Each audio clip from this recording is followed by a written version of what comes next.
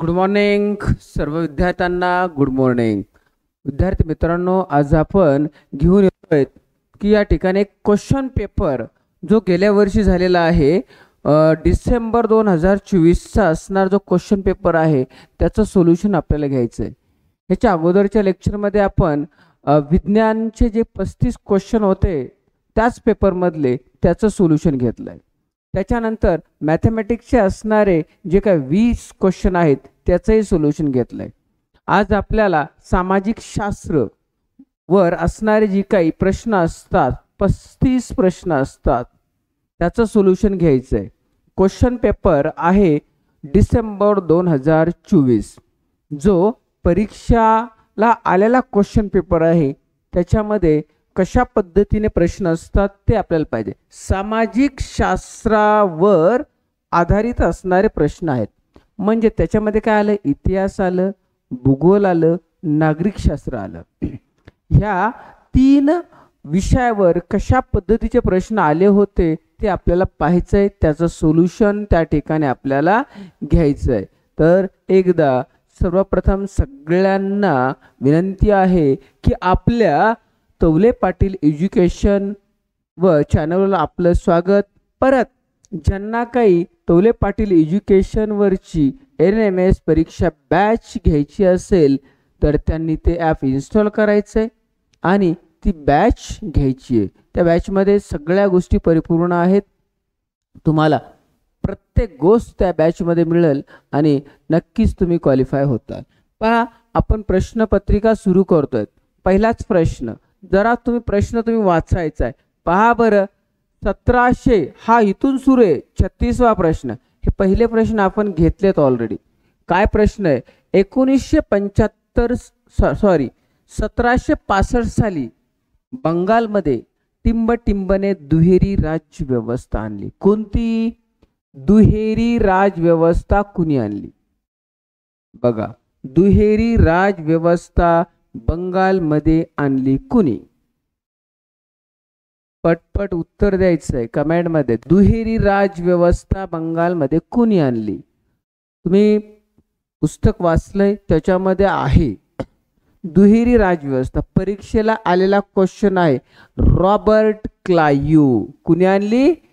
बंगालमध्ये दुहेरी राज व्यवस्था आणली, रॉबर्ट क्लाइव्ह. ओके. पर्याय क्रमांक 3 कमेंट मध्ये सांगा. पर्याय क्रमांक 3. पर्याय क्रमांक 3 कमेंट मध्ये उत्तर द्यायचंय. त्याच्यानंतर पुढचा प्रश्न आहे 37. सत्याग्रहाच्या मार्गाने, प्रश्न वाचा. सत्याग्रहाच्या मार्गाने गांधीजींनी भारतामध्ये 1917 साली खालीलपैकी पहिला लढा यशस्वी केला. गांधीजीने सर्वप्रथम सत्याग्रह हा दक्षिण आफ्रिकेमध्ये केला होता, हे माहीत आहे तुम्हाला. नंतर गांधीजी वकिलीचा व्यवसाय करण्यासाठी दक्षिण आफ्रिकामध्ये गेले होते. तिथं त्यांनी सत्याग्रह वगैरे तिथं आंदोलन केले. पण भारतामध्ये आल्यानंतर पहिला सत्याग्रह त्यांनी कोणता केला हा प्रश्न आहे. 1917 साली गांधीजींनी जो सत्याग्रह केला त्या सत्याग्रहाचं नाव काय? पहिला सत्याग्रह आहे चंपारण्य सत्याग्रह. तो यशस्वी करून दाखवलाय. काय? 1917 साली खालीलपैकी कोणता लढा यशस्वी केला? सत्याग्रहाच्या मार्गाने गांधीजींनी भारतामध्ये 1917 साली खालीलपैकी कोणता पहिला लढा यशस्वी केला?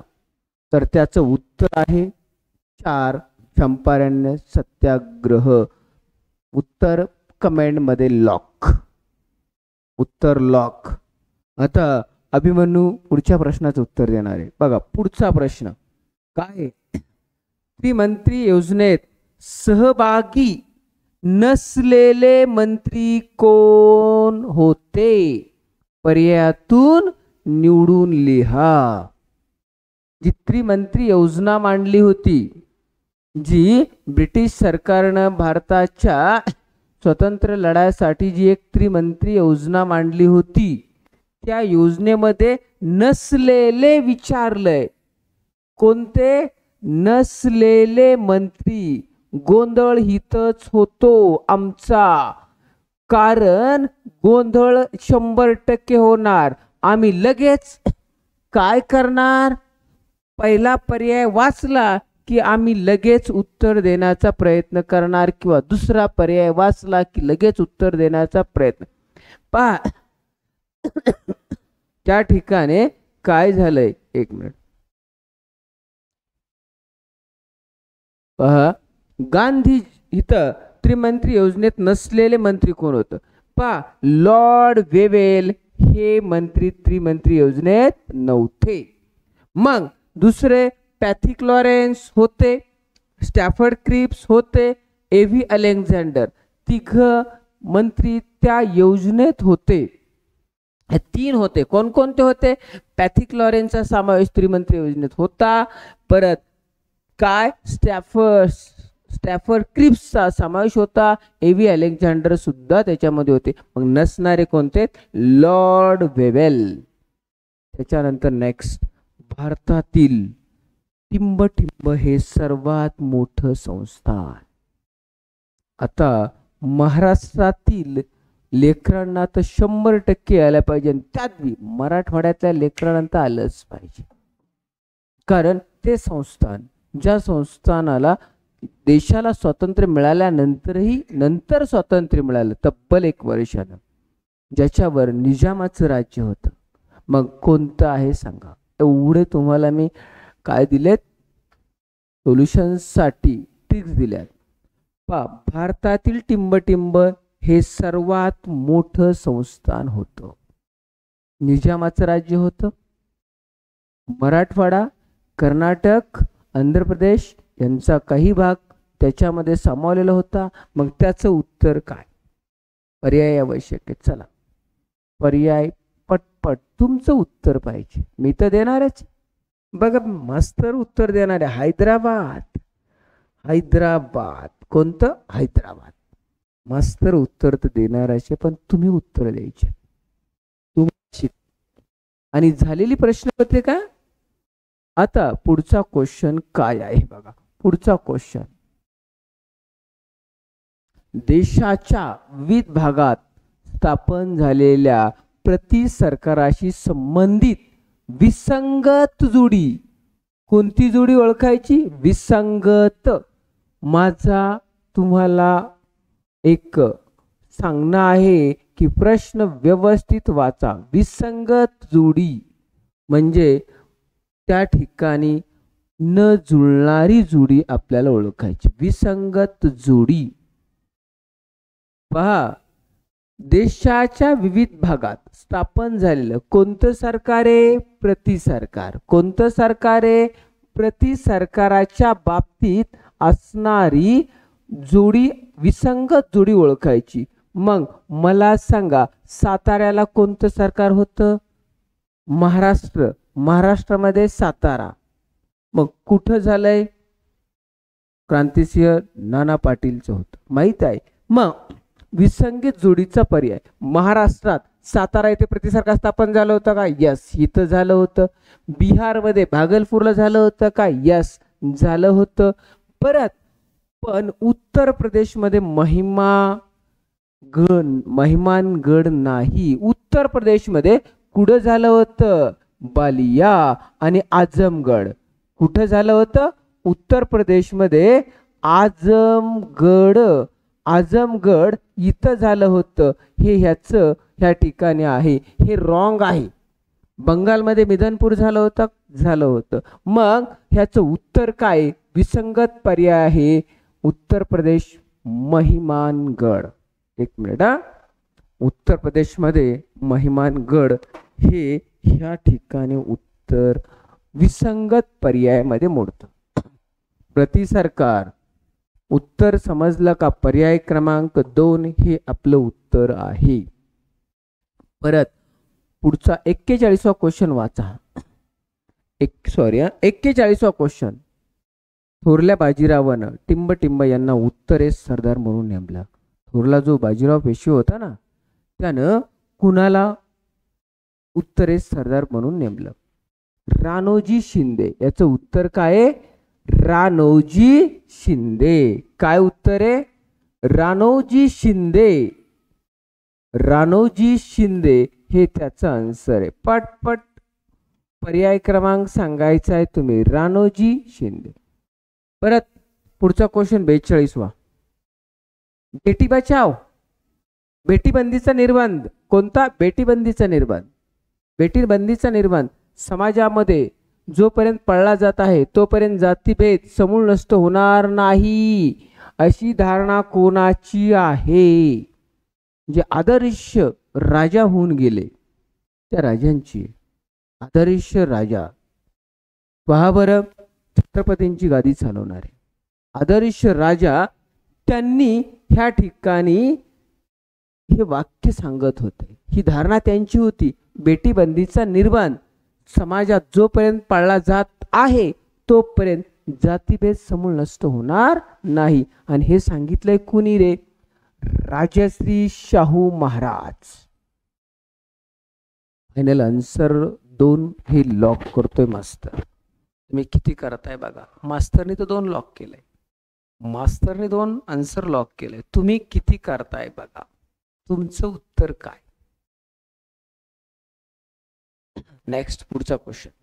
बसवेश्वरांनी खालीलपैकी कोणत्या राज्यात लिंगायत विचारधारेचा प्रसार केला? बसवेश्वर म्हटलं की लिंगायत हे आमच्या डोळ्यासमोर येतं. बसवेश्वरांनी खालीलपैकी कोणत्या राज्यात लिंगायत विचारधारेचा प्रसार केला? महाराष्ट्राच्या दक्षिणेला असणार राज्य आहे. महाराष्ट्राच्या सीमेला चिटकून असणार राज्य आहे. महाराष्ट्राच्या दक्षिणेला आहे, चिटकून असलेला आहे. बघा आणखी काय ट्रिक देऊ? तिथं कन्नड भाषा बोलली जाते. आणखी काय ट्रिक देऊ? बेळगावला चिटकून असणार आहे. मग कोणतं राज्य आहे सांगा? पर्याय क्रमांक बरोबर. बरेच जण उत्तर सांगतायत. पर्याय क्रमांक 4. बरेच जण. चला पुढचं. पुढचं 44वा क्वेश्चन वाचा. ओडिशामध्ये इंग्रजाविरुद्ध पाईकांच्या उठावाचं नेतृत्व कोणी केलं? पाईकांच्या उठावाचं नेतृत्व बक्षी जगनबिंदू बंद विद्याधर यांनी केलं. बक्षी जगनबंधू विद्याधर. परत पुढचा क्वेश्चन बघा. स्वभाषा स्वसंस्कृती विषय आस्था बाळगणारी पिढी निर्माण व्हावी म्हणून जहालमतवादी नेत्यांनी कोणती कृती केली? जहालमतवादी नेत्यांनी कोणती कृती केली? शिक्षण संस्था स्थापन केल्या. पर्याय क्रमांक 3. शिक्षण संस्था स्थापन केल्या. लोकमान्य टिळकांनी शिक्षण संस्था स्थापन केले होते का नाही? ते त्यांचं मत कसं होतं? जहालमतवादी होते. मग असेच जी काही जहालमतवादी नेते होते त्यांनी स्वभाषा स्वसंस्कृती यांचा आदर्श निर्माण व्हावी अशी पिढी निर्माण जर करायची असेल तर त्यांनी काय सुरू केलं? शिक्षण संस्था स्थापन केल्या. पुढचा क्वेश्चन बघा. पुढील घटनांचा योग्य कालानुक्रम लावा. पुढील घटनांचा योग्य कालानुक्रम म्हणजे सगळ्यात पहिल्यांदा कोणती घटना घडली? ते फ्रान्समध्ये राजेशाही आणि सरंशाही विरुद्ध जनतेने उठाव केला. तो किती साली केला? हा उठाव केला होता 1789 मध्ये. किती साली केला होता? 1789 मध्ये तो केला होता. ब्रिटिश ईस्ट इंडिया कंपनीची स्थापना आपल्याला पाठ आहे. ब्रिटिश ईस्ट इंडिया कंपनीची स्थापना 1600. त्याच्यानंतर बघा परत प्लासी येथे नवाब सिराजुद्दौला व इंग्रज सैन्याची गाठ पडली. किती साली? 1757. 1700 किती? 57 साली. आणि बिल ऑफ राईट्स मुळे राजाच्या अधिकारावर त्या ठिकाणी गदा आली. हे किती साली झालं? हे झालं 1689 साली. आणि कालानुक्रम लावा म्हणजे सगळ्यात पहिली घटना कोणती आहे सांगा? सगळ्यात पहिलं साल 1600 म्हणजेच पहिल्यांदा 1 नंबरला हे आलं. ओके. 2 नंबरला कोणतं येईल रे? 2 नंबरला हे आलं. 2 नंबरला काय आलं? 2 नंबरला, 1 नंबरला ते झालं, 2 नंबरला काय आलं, हे म्हणजेच काय रे, पर्याय चौथा. 3 नंबरसाठी काय येईल बघा, 1789 येईल का 1757 येईल. 3 नंबरसाठी परत ह्याला किती नंबर आला, 3 नंबर आला. ह्याला किती नंबर आला बघा, 3 नंबर आला. ओके, हा किती नंबर आहे, 3 नंबर आहे. त्याच्यानंतर किती नंबर आहे, 4 नंबरला कोणता आहे बघा, 16, 4 नंबर. आणि पर्याय क्रमांक बघा बरं, सगळ्यात पहिल्यांदा फ्रान्स किती नंबरला आहे सांगा, फ्रान्समध्ये राजेशाही किती नंबरला आहे, बोला पटपट पटपट पटपट, पर्याय पटपट सांगायचे. आता तुमच्या समोर आहे सगळ्या गोष्टी, याचं उत्तर क्लिअर डायरेक्ट, काही गरज नाही, साल लिहून दिलेत. डॉक्टर बाबासाहेब आंबेडकरने किती साली बहिष्कृत भारतीय वक्तव्य सुरू केलं, हे तुमच्या डायरेक्ट पुस्तकामध्ये आहे. किती साली केलं होतं माहिती, एप्रिल 1927 साली, पटपट पटपट, एप्रिल 1927 साली. आपल्याला फास्ट उरकायचे. बॉम्ब तयार करण्याशी संबंधित जोडण्यात सरकारला अपयश आले, न्यायालय निर्दोष सोडलेले क्रांतिकारक कोणते, प्रश्न वाचा. निर्दोष क्रांतिकारक ज्याच्यावर त्या ठिकाणी आरोप करण्यात आला होता बॉम्ब तयार करण्याचा, पण नंतर त्याला निर्दोष सोडण्यात आलं, असे क्रांतिकारक रासबिहारी बोस. परत JVP समितीत यांचा समावेश होतो कुणाचा होतो, JVP नावाची जी समिती होती त्याच्यामध्ये समावेश होतो जवाहरलाल नेहरू. कुणाचा, 3 जण होते, जवाहरलाल नेहरू होतो एक. दुसरं V म्हणजे सरदार वल्लभभाई पटेल, सरदार वल्लभभाई पटेल, सरदार वल्लभभाई पटेल यांचा समावेश होतो. आणखी तिसरं कोण आहे, ह्यांचा समावेश होतो, पट्टाभी सीतारामय्या यांचा समावेश होतो. आणि ह्यांचा समावेश म्हणजे जवाहरलाल नेहरू म्हणजे जे, सरदार वल्लभभाई म्हणजे V, आणि पट्टाभी सीतारामय्या म्हणजेच P. JVP मध्ये कोणाचा समावेश होतो, ह्या तिघांचा. मग मला सांगा कोणाचा समावेश होतो, यांचा समावेश होतो. नेक्स्ट क्वेश्चन, मुघल घराण्यातील सर्वात कर्तबगार राजा कोण, ज्याचं आजही नाव घेतलं जातं, असे असणारे कोण, अकबर. त्याच्यानंतर पुढचा प्रश्न, भारतात एकूण किती उच्च न्यायालय आहेत. आता ही संख्या बदललेली आहे, ज्यावेळेस परीक्षा झाली त्यावेळेस 24 होती, आता संख्या चेंज होतीये. ही संख्या काय होती, चेंज, आता झाली 25. परत आता कोल्हापूरला एक वाढलंय, ही संख्या काय होती, बदल होतीये. म्हणजे परीक्षा झाली त्यावेळेसचा आकडा त्यांचे आन्सर 24 होतं, पण आता मात्र बदल झालेला आहे, हे लक्षात ठेवा. नंतर नोकरशाहीत विसंगत असलेले काम कोणते, नोकरशाहीत विसंगत असलेले काम ओळखायचे. प्रत्येकाला माहिती आहे नोकरीला असेल तर हे आपल्याला करता येत नाही. निवडणुकीत उभे राहणाऱ्या उमेदवारांना मदत करणे हे आपण करू शकत नाही, हे विसंगत आहे. जे नोकरीला आहेत त्यांना एखाद्या उमेदवाराचा प्रचार करता येत नाही किंवा उमेदवाराला मदत करता येत नाही. झालं. 53वा क्वेश्चन वाचा. भारतातील सर्व घटक राज्याच्या शासन यंत्रणेचा राजकीय स्वरूप सगळ्यांचे सारखे, फक्त अपवाद काय, जम्मू काश्मीर. अपवाद फक्त काय, जम्मू काश्मीरच्या बाबतीत आहे, अपवाद जम्मू काश्मीर. त्याच्यानंतर 54वा क्वेश्चन वाचा बरं. काय, राज्यसभेच्या बाबतीत त्यांनी काही कन्सेप्ट दिल्यात आणि चुकीची ओळखायची, चुकीचा पर्याय शोधायचा. आता राज्यसभेमध्ये दर 2 वर्षांनी 1/3 सभासद निवृत्त होतात, हे बरोबर आहे. राज्यसभेमध्ये खरोखर दर 2 वर्षांनी 1/3 सभासद निवृत्त होतात. सदस्य संख्या किती राज्यसभेमध्ये आपल्या 250 आहे, म्हणजे हेही बरोबर आहे, हेही बरोबर आहे. सदस्याचा कार्यकाळ किती वर्षाचा असतो, 6 वर्षाचा. ओके. पण जनतेकडून सदस्याची थेट निवड होते, हे मात्र काय आहे? असत्य आहे, हे चूक आहे. का चूक आहे? राज्यसभेमधले सदस्य जनतेतून निवडले जात नाहीत, लोकसभेमध्ये निवडले जातात.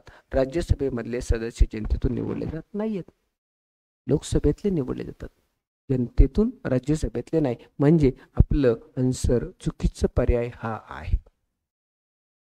पुढचा, संविधानाने शिक्षण या विषयावर कायदा अधिकार कोणत्या सूचीमध्ये केला आहे? सूची 2 असतात, एक केंद्र आणि एक राज्य सूची. पा केंद्र आणि राज्य सूची पा आणि समवर्ती सूची. संविधानाने शिक्षण या विषयावर कायदा करण्याचा अधिकार कोणत्या सूचीमध्ये केला आहे? तर ह्याचं उत्तर आहे समवर्त सूची. समवर्त सूची. का? शिक्षणावर कायदा करण्याचा अधिकार राज्य सरकारला आहे, केंद्र सरकारला आहे. बघा, शिक्षणावर डेव्हलपमेंटसाठी जे कायदे करण्याचा अधिकार आहे तो राज्य सरकारला सुद्धा आहे आणि केंद्र सरकारला आहे. आणि मग दोन्हींना ज्यावेळेस अधिकार असतो त्यांना म्हटलं जातं समवर्त सूची. पर्याय लक्षात आलं का? समवर्त सूची. नेक्स्ट, आता इथपर्यंत झालं आपलं. आता ह्याच्या नंतरचे प्रश्न जे आहेत 15 हे कशावर आहेत? भूगोलावर. पहा, पृथ्वीवरून आपल्याला चंद्राची एकच बाजू दिसते, कारण का? पृथ्वीवरून आपल्याला चंद्राची एकच बाजू दिसते जी समोर असते. चंद्र असा फिरतो पृथ्वी, त्याच्यामुळे बघा चंद्राच्या परिभ्रमण व परिवलनामुळे कालावधी कसा असतो? सारखाच असतो.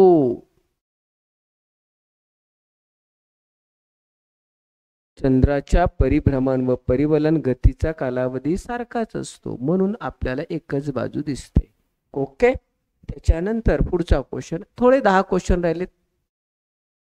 लोकसंख्या वाढ किंवा घट पुढीलपैकी कोणत्या घटकाशी निगडीत नसते?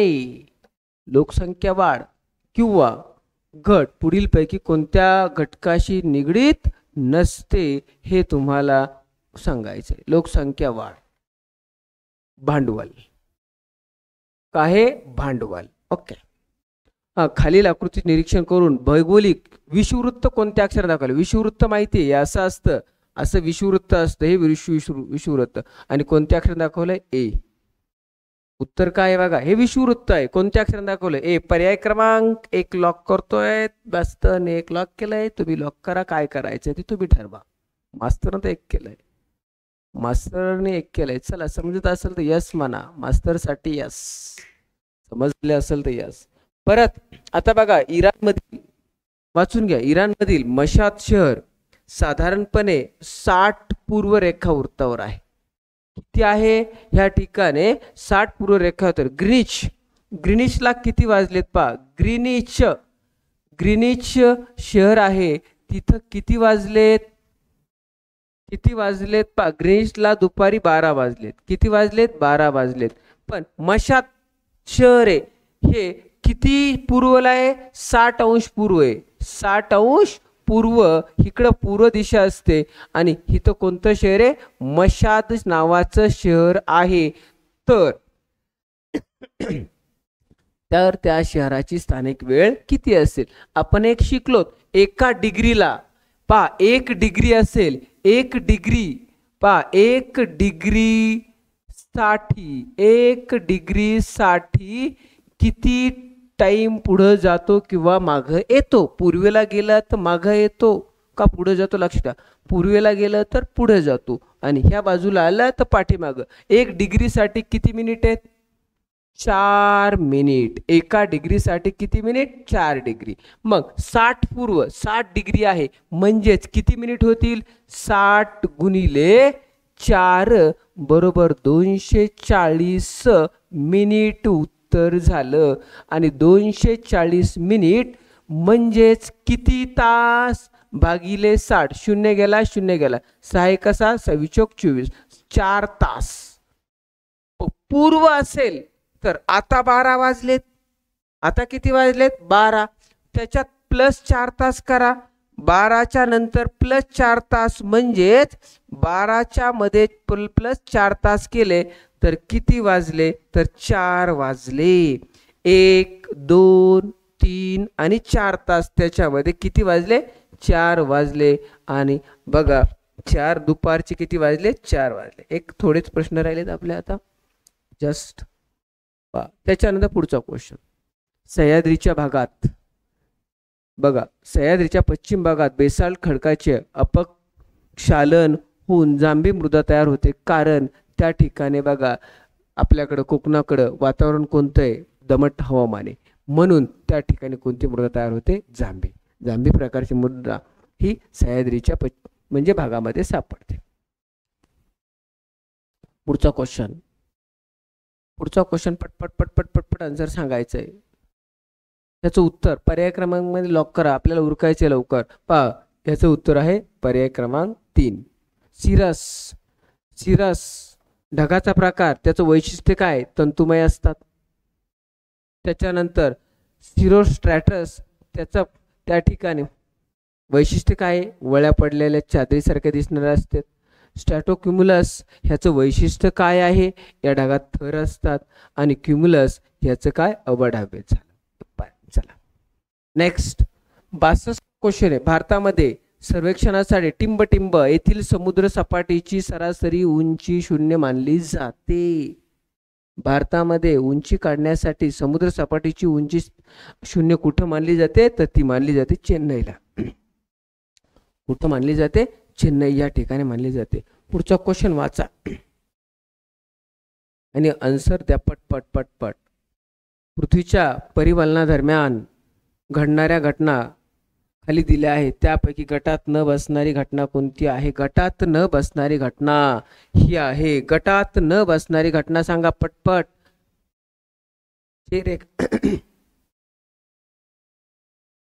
गटात न बसणारी घटना पटपट हे आहे. एक मिनिट हा, एक मिनिट. हे जे रेखावृत्त सूर्यप्रकाशित आहे तिथे मध्यरात्र असते, ही गटावर न बसणारी घटना. त्याच्यानंतर पुढचा प्रश्न, थोडेच राहिले, 2-3 प्रश्न राहिलेत, झाले आपले. सुसंगत नैसर्गिक पर्याय ओळखायचा. ही माहिती दिली, ही माहिती सगळी कोणत्या प्रदेशाची सांगा? ज्या ठिकाणी झाडांची पाने अरुंद असतात, टोकदार फांद्या जमिनीकडे झुकलेल्या असतात, त्याच्यानंतर अंगावर तिथले जीवन जे प्राणी आहेत त्यांच्या अंगावर दाट व मऊ केस असतात. मानवी जीवन कसं आहे? शिकार करून लाकूड तोड प्रमुख व्यवसाय आहे. हा सगळा प्रदेश आहे, हा कसला असतो? तैगा प्रदेश असतो. पुढचा क्वेश्चन, वातावरणातील वायुरूप बाष्पाचे जलरूपात रूपांतर होण्याच्या प्रक्रियेला काय म्हणतात? हिची परफेक्ट डेफिनेशनच तिथं आहे, त्याला म्हणतात सांद्रीभवन. बघा सांद्रीभवन. वेळ नाही आपल्याला, पटपट पटपट पटपट. परत पुढचा क्वेश्चन बघा, क्वेश्चन नंबर 66 काय आहे बघा.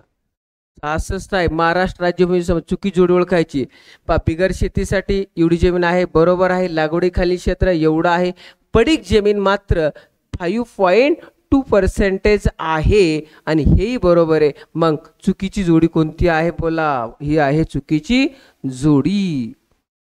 बसा, चुकी जोडी. त्याच्यानंतर 67 क्वेश्चन, खालीलपैकी कोणता उष्ण प्रवाह हिंदी महासागरात आढळतो? हिंदी महासागरामध्ये आढळणारा उष्ण कोणता आहे?